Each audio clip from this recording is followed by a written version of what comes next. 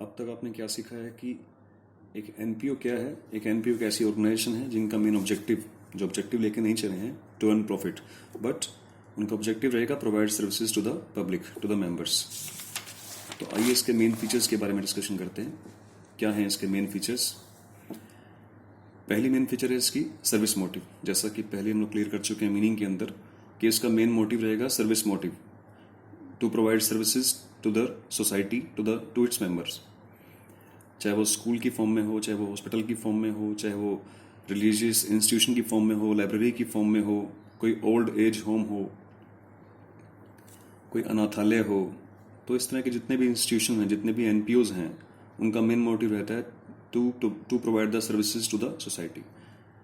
Second feature रहेगा, main feature इनका form. इनको बनाया कैसे जा सकता है? किसी भी एनपीओ को बनाने के लिए आपके पास दो ऑप्शन रहेंगे। या तो आप चैरिटेबल ट्रस्ट बना लीजिए, आप चैरिटेबल ट्रस्ट बना सकते हैं। आप चैरिटेबल ट्रस्ट की फॉर्म में एक एनपीओ का निर्माण हो सकता है, या फिर आप सोसाइटी बना लीजिए।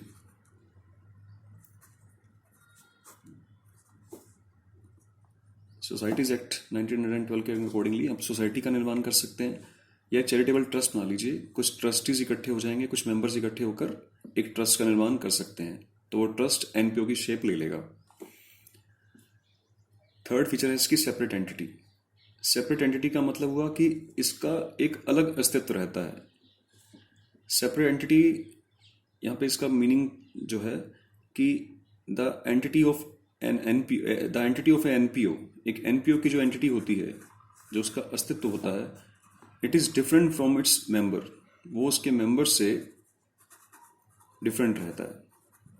मेंबर्स का मतलब, जैसा कि मैं अभी बोल रहा था यहाँ पे, कि कुछ ट्रस्टीज इकट्ठे होकर कुछ मेंबर्स इकट्ठे होकर, कुछ लोग इकट्ठे होकर एक ट्रस्ट की स्थापना करते हैं, एक सोसाइटी बना लेते हैं, तो वो मेंबर्स हो गए।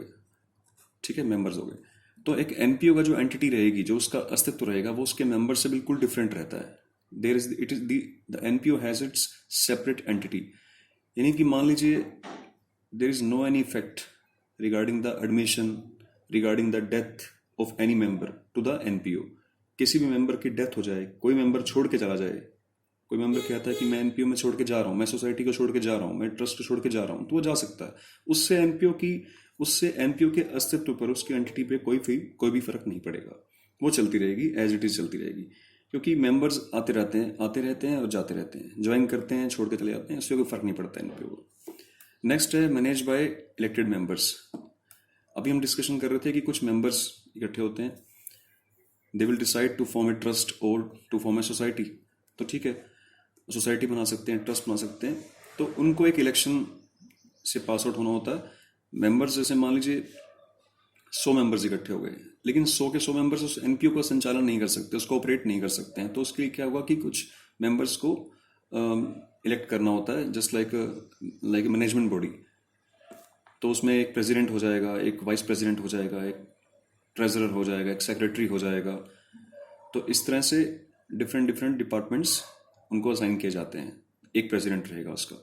तो उनके लिए इलेक्शन होते हैं। तो मैनेजमेंट कौन करता है? इलेक्टेड मेंबर्स, जो चुने जाते हैं मेंबर्स अमंग ऑल मेंबर्स।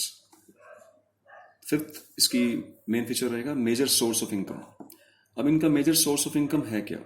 कहाँ से? देखो, प्रॉफिट अर्निंग का मोटिव है नहीं, तो इनकम का सोर्स क्या रहेगा? बिजनेस से करते नहीं है, इनकम का सोर्स से बड़ा मेन पॉइंट रहेगा कि इसका इनकम का सोर्स क्या है। इनके इनकम का सोर्स, जो मेजर सोर्स की अगर हम बात करें, वैसे अभी डिटेल में डिस्कशन करेंगे अपने अलग लेक्चर में। मेजर सोर्स इनका अगर हम बात करें तो सब्सक्रिप्शन है, सब्सक्रिप्शन या डोनेशन।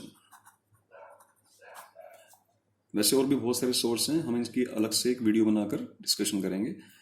जनरल बात करते हैं कि सब्सक्रिप्शन और डोनेशन, इनके दो मेन सोर्स रहेंगे। सब्सक्रिप्शन का मतलब होता है चंदा, और डोनेशन का मतलब है दान। इन संस्थाओं को, इन एनपीओज को बहुत सारे लोग जो हैं, दानी सज्जन, दान देते हैं, चंदा प्रोवाइड करते हैं, वहां से इनको इनकम होती है, वहां से इनको इनकम मिलती है। उसी इनकम से इनका संचालन होता है, इस तरह की इंस्टीट्यूशंस का। सब्सक्रिप्शन और डोनेशन में थोड़ा डिफरेंस रहता है. समटाइम्स देर में भी कंफ्यूजन कि चंदा और दान लगभग सेम सी चीज़ें हैं, सेम नहीं है. दान के लिए कहा जाता है कि दान जो है वो व्यक्ति अपनी इच्छा से देता है. दान के लिए तो ये भी कहते हैं कि एक हाथ से दान दो और दूसरे हाथ को पता भी ना लगे, वही असली दान है. चंदा जो है वो मांग के लिया जाता है. ये इंस्टीट्यूशन जो है, आपने कभी देखा होगा कि रामलीला करवानी है, कोई जागरण करवाना है, कोई भंडारा लगाना है, तो उसके लिए पर्चियां कटती हैं. वो चंदे की पर्चियां होती हैं, दान की पर्चियां नहीं होती. दान तो अपने आप जाके देना पड़ता है. आपने मंदिर में, गुरुद्वारा में, किसी और रिलीजियस इंस्टीट्यूशन में आपने देखा होगा वहाँ पे एक बॉक्स रखा होता है, उसका नाम उस पर लिखा होता है डोनेशन बॉक्स या दान पात्र. चंदा पात्र नहीं होगा. ठीक है, तो ये इनकी मेजर सोर्स ऑफ इनकम रहेंगे. फॉर्म ऑफ अकाउंट्स की बात हम करते हैं.